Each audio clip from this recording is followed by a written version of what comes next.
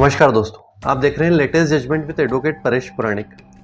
कल्पना कीजिए कि आपने कोई केस फाइल किया हो, ट्रायल कोर्ट में आप जीत भी गए हो, लेकिन अपील में हार जाते हैं। लेकिन हाई कोर्ट आपको दोबारा उस मामले में जिता देता है। लेकिन तभी सुप्रीम कोर्ट कहता है कि हाई कोर्ट ने फैसले देने का जो अधिकार है वह उपयोग ही गलत तरीके से किया है और पूरा फैसला जो है वो रद्द कर दिया जाता है। आखिर हाई कोर्ट ने ऐसी कौन सी गलती की और सुप्रीम कोर्ट ने इस पूरे मामले को फिर से वापस क्यों भेज दिया, आइए जानते हैं।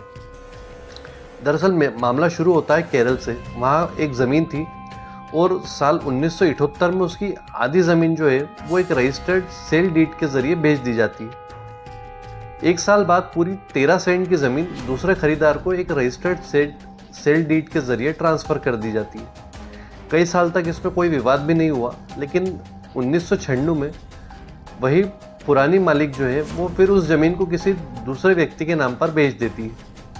अब एक ही ज़मीन के दो खरीदार हो जाते हैं। पहले खरीदार ने अदालत में ये कहा कि जब ज़मीन पहले ही बिक चुकी थी तो उसकी दूसरी बार बिक्री कैसे हो सकती है, और यहीं से शुरू हुआ लगभग 3 दशक तक चलने वाला एक लंबा कानूनी बैटल।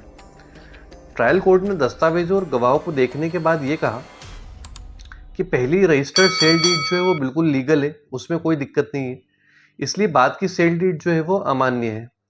पहले खरीदार को ज़मीन वापस दे दी गई और बाद में जो सेल हुई थी उसको निरस्त कर दिया गया। लेकिन जो फर्स्ट अपीलेट कोर्ट है उसने इस फैसले को पलट दिया और कोर्ट ने ये कहा कि पहली सेल डीड का जो एग्जीक्यूशन है वो सही तरीके से प्रूव नहीं होता है, एक गवाह के ऊपर भरोसा नहीं किया जा सकता और इसीलिए ट्रायल कोर्ट का जो फैसला है उसको रद्द कर दिया जाता है। अब यहाँ से मामला पहुँच जाता है हाई कोर्ट में। हाई कोर्ट ने फिर से ट्रायल कोर्ट के फैसले को बहाल कर दिया और उसने कहा कि नहीं, जो फर्स्ट सेल्स डीड एग्जीक्यूट हुई थी वो ओके थी और जो सेकंड वाली है वो इलीगल है और रजिस्टर्ड सेल डीड के लिए अलग से कोई गवाह बुलाने की ज़रूरत नहीं होती, ये हाई कोर्ट का कहना था। और प्रतिवादी ने दस्तावेज को कानून के अनुसार चुनौती भी नहीं दी थी, इसलिए पहली बिक्री जो है उसको लीगल माना गया। लेकिन हाई कोर्ट ने यहाँ पर दो कानूनन लीगल गलतियाँ करी जिसको सुप्रीम कोर्ट ने जिसके ऊपर कुछ इम्पोर्टेंट टिप्पणी करी है। पहली गलती ये थी जो सुप्रीम कोर्ट ने कहा कि सेक्शन 100 CPC जो है वो केवल तभी लागू होता है जब हाई कोर्ट पहले सब्सटेंशियल क्वेश्चन ऑफ लॉ तय करें, और यहीं पर सेकेंड अपील की सबसे इम्पॉर्टेंट कंडीशन होती है। लेकिन इस पूरे मामले में हाई कोर्ट ने कोई भी सब्सटेंशियल क्वेश्चन ऑफ लॉ तय ही नहीं किया था और सीधा फैसला सुना दिया। सुप्रीम कोर्ट ने कहा कि ऐसा फैसला कानून की नज़रों में टिक ही नहीं सकता जो बिना सब्सटेंशियल क्वेश्चन ऑफ लॉ को तय किए बगैर किया जाए। दूसरी एक और इम्पॉर्टेंट गलती हाई कोर्ट के द्वारा हो गई। यहाँ पर हाई कोर्ट ने एविडेंस एक्ट का जो सेक्शन 68 है उसका इंटरप्रिटेशन काफ़ी गलत किया था।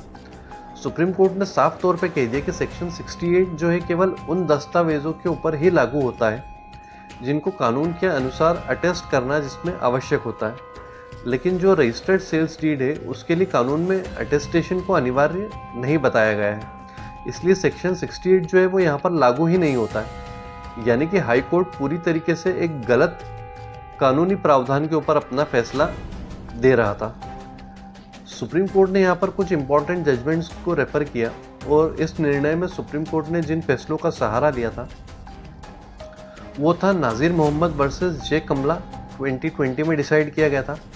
Government of Kerala versus Joseph ये 2023 में डिसाइड किया गया था।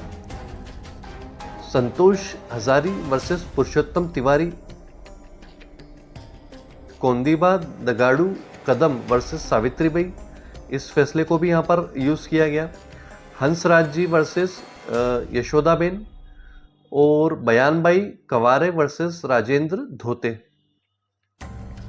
इसके अलावा एक राम नारायण सन्स लिमिटेड और द्वारका प्रसाद वर्सेस द्वारकादास सराफ और रोहिताश कुमार वर्सेस ओम प्रकाश शर्मा, ये कुछ इंपॉर्टेंट जजमेंट्स थे जिसको सुप्रीम कोर्ट ने रेफ़र किया और जिनकी हेल्प से इस कंक्लूजन तक पहुंची। और फाइनली सुप्रीम कोर्ट ने ये डिसाइड किया कि उन्होंने हाई कोर्ट का जो फैसला था उसको सेट असाइड कर दिया, लेकिन मुकदमा किसी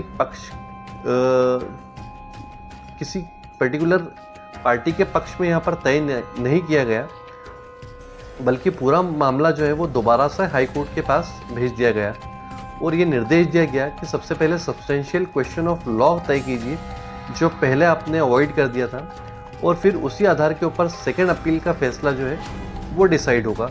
और साथ ही 3 महीने में ये सुनवाई जो है वो पूरी करने का आदेश दिया गया। और जिस केस को भी हमने डिस्कस किया है वो है R Veronica and another versus Rudrayani Devaki through LRs, उनके रिप्रेजेंटेटिव के द्वारा ये फाइल किया गया था। सुप्रीम कोर्ट के द्वारा डिसाइड किया गया है। जजमेंट की डेट है 14 जुलाई 2026। आम लोगों के लिए इसमें कुछ एक इम्पॉर्टेंट लेसन है जो हमको देखना होते हैं, हर जजमेंट में हम ये समझते हैं। देखिए, यदि मामला सेकेंड अपील तक पहुंच जाता है तो याद रखिए कि हाई कोर्ट हर केस को दोबारा नहीं सुन सकता। उससे पहले ये साबित करना होगा कि वास्तव में इसमें कोई substantial question of law exist करता है। और दूसरी इंपॉर्टेंट से कि यहाँ पर हमको ये मिलती है कि हर रजिस्टर्ड सेल्स डीड जो है उसको साबित करने के लिए एविडेंस एक्ट का जो सेक्शन 68 है वो लागू होना ज़रूरी नहीं होता है। यही 2 सिद्धांत जो है आने वाले कई सालों तक हज़ारों जो प्रॉपर्टी के डिस्प्यूट्स है उसको प्रभावित करेंगे। और उम्मीद करता हूँ आपको आज का जजमेंट समझ में भी आया होगा और पसंद भी आया होगा।